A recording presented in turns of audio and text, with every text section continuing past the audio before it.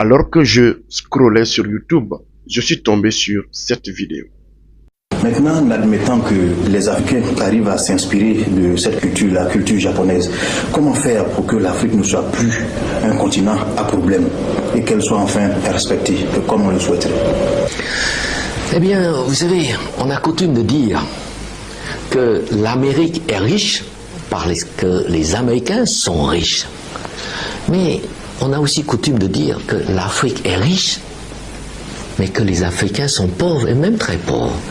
Alors, pourquoi une telle contradiction concernant l'Afrique?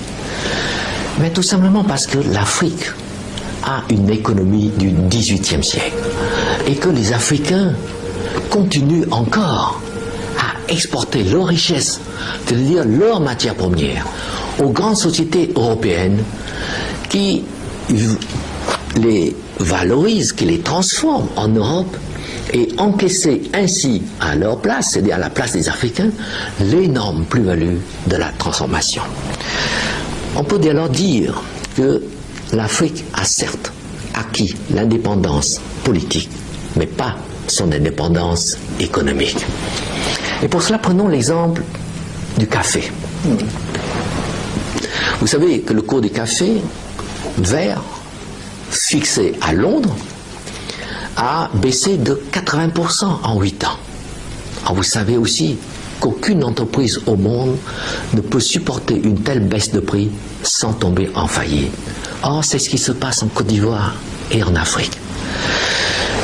Pire, sur le prix actuel de 370 francs CAF par kilo, CAF ça veut dire coût, assurance et fret, il faut encore enlever les frais des intermédiaires et de transport maritime.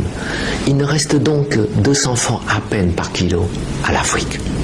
Et ce même café africain, transformé ensuite par les grandes sociétés en Europe en café soluble, se vend ensuite à plus de 20 000 francs le kilo à travers le monde.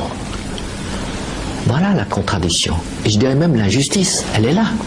200 francs pour l'Afrique qui produit le café et 20 000 francs pour l'Europe qui se contente de transformer le café africain. Et ce qui est vrai pour le café l'est également pour toutes les autres matières premières. Et tant que l'Afrique n'a pas compris cela, eh bien les Africains resteront pauvres.